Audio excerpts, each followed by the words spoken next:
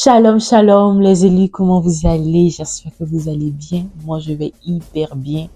Je suis tellement heureuse pour ce premier podcast de cette année 2025. Je sais, ça fait un moment que j'ai pas fait de podcast, mais je suis là. On est de retour. On était concentrés sur les lives qui vont aussi reprendre bientôt. Mais aujourd'hui, le 14 février, je n'avais pas envie en fait de passer cette journée sans déclarer mon amour aux célibataires.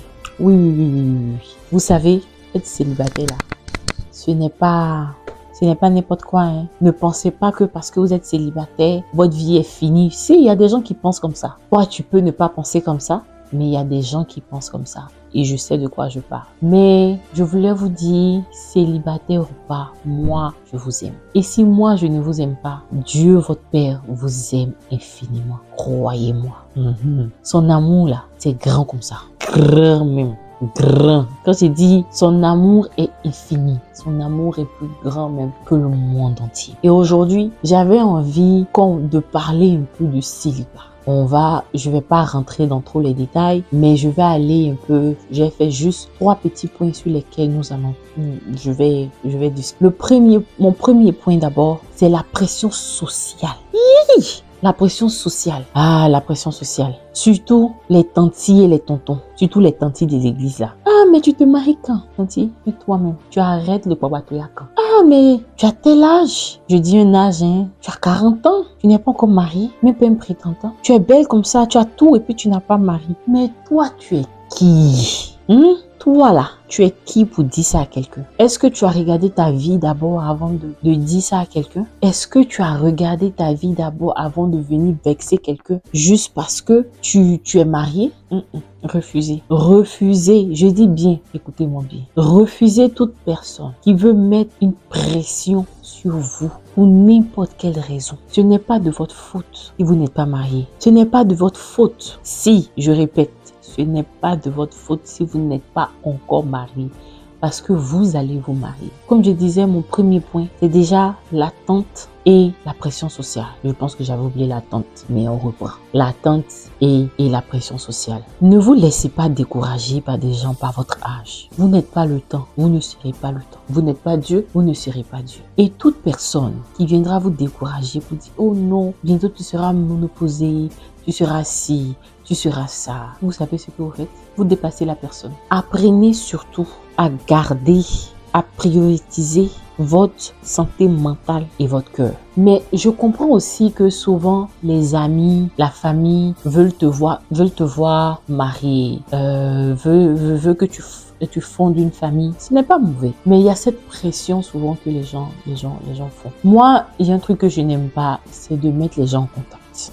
Ça par contre, je n'aime pas. Ça par contre, je n'aime pas. Je l'ai fait, ces derniers temps, je l'ai fait une ou deux fois, mais pas plus. Je n'aime pas ça. Parce que pour moi, j'ai l'impression de forcer la personne à être en relation.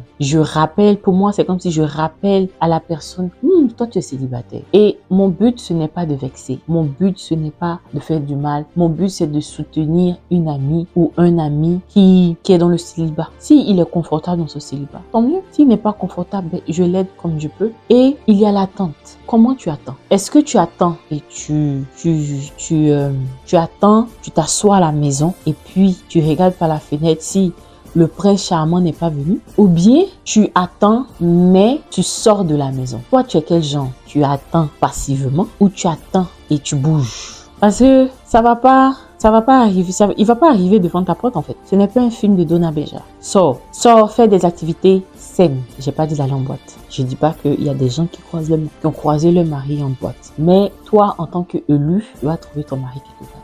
Oui, je le dis et le répète. Tu vas trouver ton mari, pas dans une boîte, mais dans un lieu sain. On est d'accord? Et qu'est-ce que tu fais?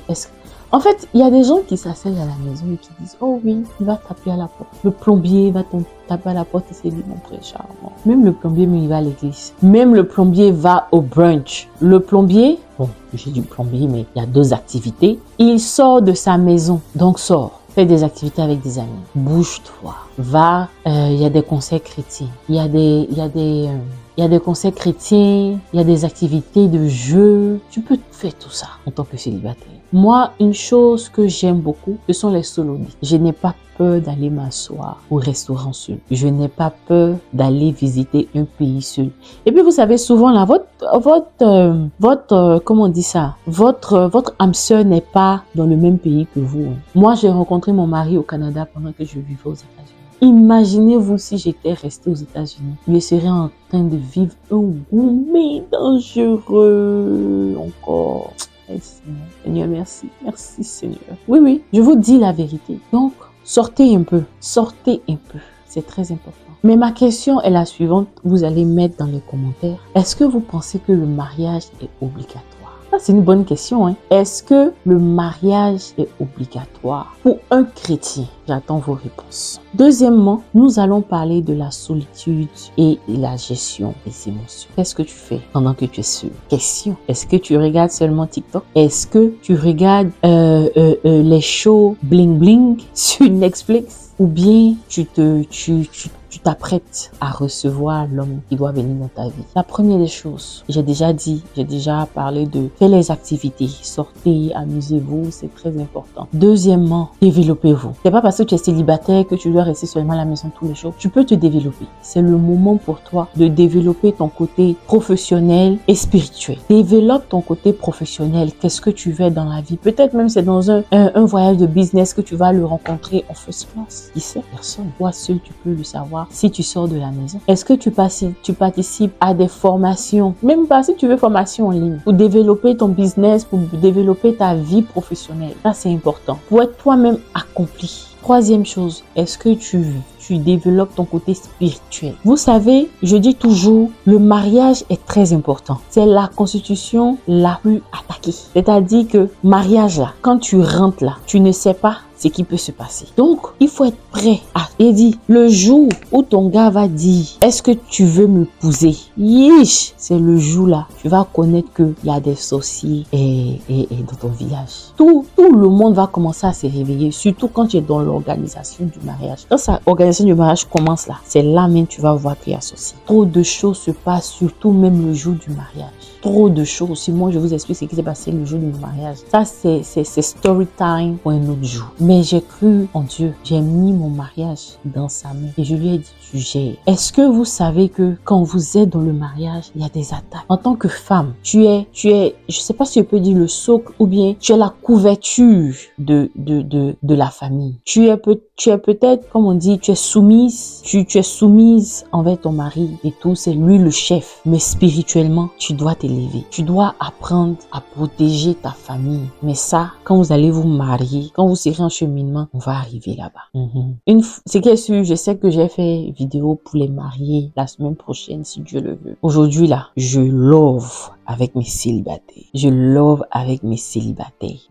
Et il faut apprendre à prier, apprendre à déclarer sur sa vie. Quand je dis déclarer sur sa vie, c'est-à-dire commencer déjà à bénir ton foyer, commencer déjà à te bénir toi-même d'abord parce que c'est toi-même. Et puis, moi, je dis, il faut d'abord aussi prendre le temps de t'asseoir et de décrire la personne avec qui tu es. Parce que ça aussi, c'est un sujet de prière. Quand tu veux rencontrer quelqu'un, essaie de savoir quel genre de personne que tu aimerais rencontrer. Et puis, tu fais de ça un sujet de prière. Et troisièmement, trouver son identité en Christ. En tant que chrétien, qui tu es. D'abord, laissons même en tant que chrétien. Est-ce que toi-même, tu te connais? Est-ce que toi-même, tu sais qui tu es? Est-ce que tu sais ce que tu aimes, ce que tu n'aimes pas? Quels sont tes défauts? Quelles sont tes qualités? Ça, c'est très important. Prends le temps de t'asseoir, écris qualité. Tu mets tout. Défaut et tu mets tout. Et en fonction de ça, maintenant, comme j'ai dit tantôt, essaie de voir le genre de personne que tu aimerais avoir. Tu mets aussi sur papier. Je veux un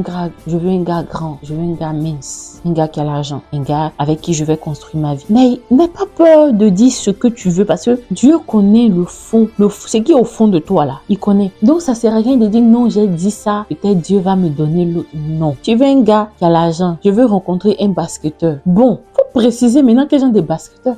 Est-ce que c'est basketteur du quartier, un fanatique de basket, ou bien bien, c'est un basketteur qui joue à la NBA. C'est là la vie, c'est là. Tes prières là, il faut préciser. Oh non, Seigneur, voilà. C'est très important. Quand toi-même, pendant ce temps que tu es en train de te connaître, tu sais vraiment, quand quelqu'un vient vers toi, un VI vient vers toi. Un VI, pour ceux qui ne sont pas ivoiriens, un VI, c'est un menteur, quelqu'un qui vient te vendre du rêve. C'est un vendeur d'illusions, voilà. C'est ça, un vendeur d'illusions. Il vient vers toi, il vient te mentir. Tu sais que lui là, ce n'est pas l'homme qu'il te faut. Lui là, ce n'est pas l'homme qu'il te faut. Donc quand c'est comme ça là, tu perds pas ton temps. Tu ne perds pas ton temps. À condition que toi-même tu as envie de perdre ton temps. Et ce que je déconseille. Tu ne perds pas ton temps. Et puis, arrêtons de causer les ex. Les ex, quand tu es célibataire, oh non, attends, j'ai causé un peu avec lui là. Peut-être il va me mettre dans le mood. Ça perd le temps. Ça te perd le temps. Répète après moi. Ça me perd le temps. Et la deuxième chose, c'est la dépendance émotionnelle. C'est quelque chose qui tue beaucoup dans les couples. Pourquoi je dis ça? Parce que je vous donne, par exemple, un exemple.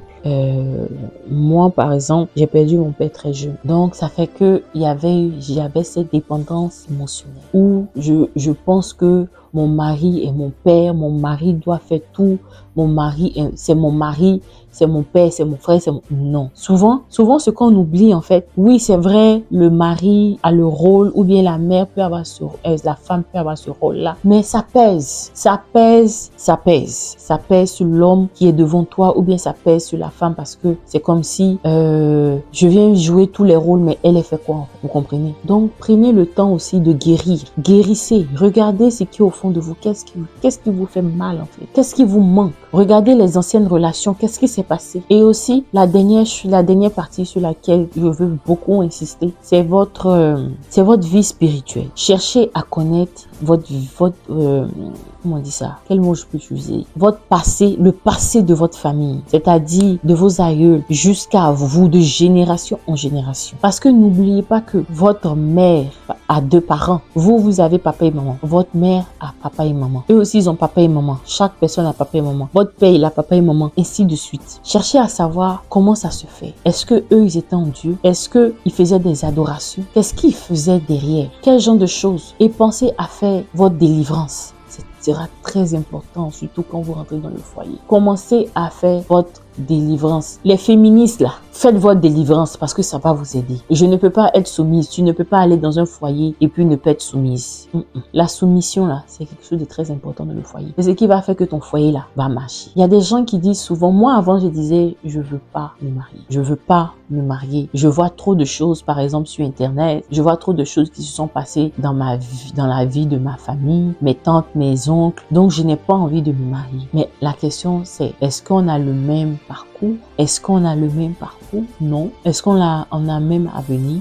Non. Moi, je pensais à ma vie professionnelle plus qu'à ma vie de foyer. Mais le Seigneur savait ce qu'il faisait. Il m'a donné le foyer d'abord et après, il m'a donné le reste. Donc, laissez Dieu gérer certaines choses. Ne pressez pas les pas vers quelqu'un qui ne vous est pas destiné. Ne pressez pas les pas avec quelqu'un qui n'est pas pour vous. N'allez pas prendre mari de quelqu'un aussi pour vous dire non, on va se débrouiller avec. Débrouiller avec, tu ne sais pas quel problème tu t'en vas mettre encore spirituellement. Faites attention à vous. Faites attention à vous. N'écoutez pas les gens qui vous disent mariage de maintenant là. Non, je suis désolée. Il y a de bons mariages. Il y a de bons, c'est juste qu'ils ne sont pas influenceurs. Il y a de très bons mariages. Il y a des mariages où les personnes sont heureuses dans leur vie. La communication dans le couple, c'est très important. Faites votre délivrance. Il y a beaucoup de choses que vous allez voir changer dans votre vie et dans la vie de votre conjoint. Apprenez à prier ensemble. Ça, c'est pour les couples que je dis. Mais ceux qui sont même en cheminement actuellement, commencez à prier ensemble si vous ne priez pas. Commencez